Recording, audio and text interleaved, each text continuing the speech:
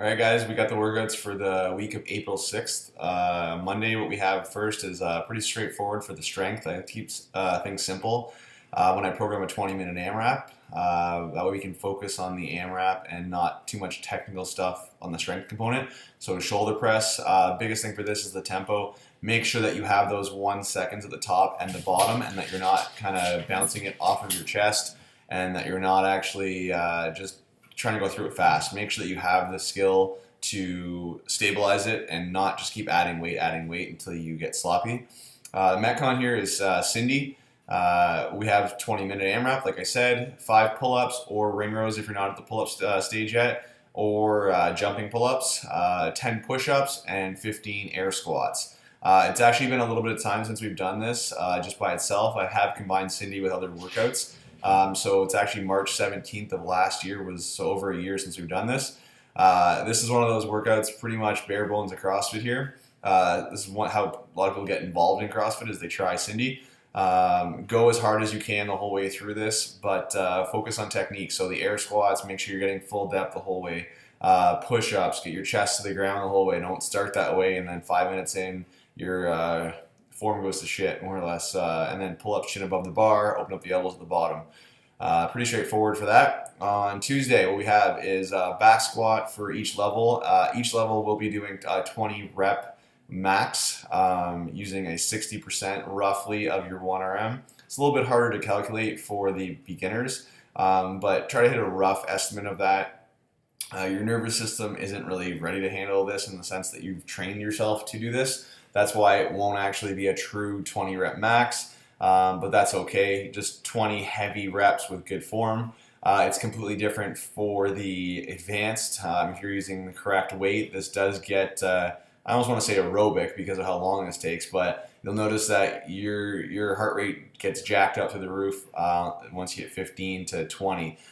Make sure you have the proper breathing, focus on that. Because you're going to get lightheaded near the end, and again, proper technique the whole way through. I don't want to see anyone getting on their toes during the end of this because that could result in some bad stuff going on. On the Metcon side, you have a little bit of an option here, and I don't really care if you start switch halfway through or whatever.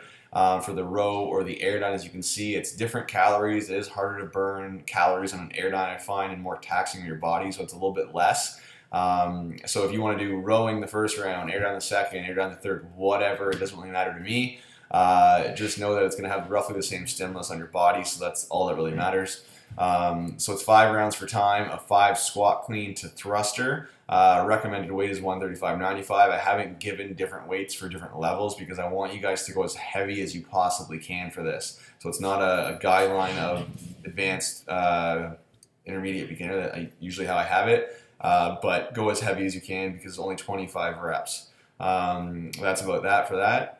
What we have is deadlifts on Wednesday. This is an A and a B, so you're going to do all of your deadlifts. Then you're going to do part B. Part B is some form of chin-up. So you have either weighted chin-ups. There's no bands allowed for intermediate, so if you don't have more or less a pull-up or a chin-up, you are going to the beginner level just for this component. It's one of two things. Now, I've seen this in the past where people try to do jumping chin-ups to the controlled descent. The biggest thing for this is if you have control on the way down, it is okay to do this. If you're just jumping up and falling down, you need to do ring rows because jumping chin-ups to controlled descent means controlled descent. It doesn't mean jump, fall. It's not going to get you any stronger. Maybe you're going to get better at jumping. That's about it. But the key to this is to try to get better at pull-ups, and you need to work that eccentric load just as much as a concentric, which is the part up. So make sure that you're picking the appropriate level for that. This is going to be a faster workout for some people depending on how strong you are. This week's pretty heavy barbell dominant. So the Metcon is 30 wall balls, 20 clean and jerks, and then 10 muscle ups. I've given you guys the subs here for your muscle ups if you don't have those yet. If you have one muscle up, I do want you to actually try to get through this whole thing with all 10, not switching halfway through. If it becomes one of those workouts where it's not really aerobic anymore, that's fine, but I want you to try to get those 10 muscle ups in, especially after the 50 reps before that. It's going to be tough, but I want you guys to get better at those. So it's either sub in the 20 pull-ups and 20 ring dips. There is bands allowed for that. or you're going to sub in 20 pull-ups and 20 push-ups, or the 20 ring rows and 20 push-ups. So you're going to pick one that works for you for that. On Thursday, this is one workout that we did last July that I think I got the most amount of hate emails I've ever got. It looks really simple. 3 rounds for time. You can notice at the end here, rest 10 minutes. Anything, like I always say every week, that has rest, there's a reason for it. But anything that has a rest for 10 minutes, there is definitely a reason for that. This shocked a lot of people and was probably one of the hardest workouts they've ever done. It's a threshold workout where you're going 100% the whole time through, but it's the combination of these movements back to back to back that they're simple to do. There's nothing like a handstand push-up that's going to make you stop, or a heavy barbell movement. It's just go, go, go. So people were on their asses after this workout. If you've never done it, you'll find out pretty quick. But I do want you guys to come and try this because it is a great conditioning piece. So it's only 3 rounds, only being the key word. But with those 10 minutes of rest between those rounds is a huge component of it. So you're going to go as hard as you can. There's no slacking during this. Otherwise, it wouldn't have the 10 minutes. The one thing there that you got to notice is that I put 40 double unders. I don't want anyone doing singles this day, so we're going to hope it's not snowing or raining, but we'll see. So 40 double unders. If you can't do the double unders, you're doing a 400-meter run. Now, 40 double unders and a 400-meter run have 0 correlation to time. So I can do 40 double unders in about 19 seconds. I can't do a 400-meter run in 19 seconds. Everyone knows how much I love running. So the key here is I'm just trying to get your heart rates up. And if you can't do double unders, it usually signifies that you're more of a beginner or you need to work on your double unders. But I want to get your heart rate up by that 400 meters. So that's why that's in there that way, not 200 meters. On Friday, we're actually going to be testing our clean and jerk, not after a Metcon in the open. So this is, for most people, it's going to be advanced intermediate, is clean and jerk finding your 1 rep max. If you're a beginner, we're going to work on technique, so sets of 2. So do your clean and jerk, drop it, and then do 1 right after. The Metcon is 3 rounds for time, pretty heavy barbell dominant here again. We have 15 pull-ups, 10 power cleans, and 5 thrusters. You'll see the recommended weights are a little higher than usual of 155 and 110. Go fast and go hard on this. Bands are allowed for this, so that's okay for the pull-ups.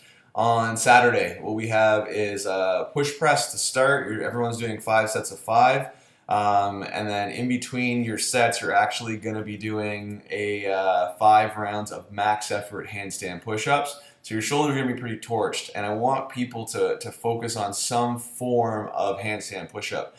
That includes push-ups, because if you're a beginner, obviously you don't need to get upside down yet. You need to focus on getting stronger at just doing push-ups, period. So I put or some variation. So pick one that is difficult for you to do and that remains that it's not you're banging out. If you can bang out 20 and it's handstand push-ups, take it to the next level and go deficit. If you're having trouble with a pike push-up and you can only do 1, then go to push-ups, because there are different levels and everyone's different on this. Your Metcon here is going to be very, very shoulder dominant. So Saturday is going to be a shoulder day.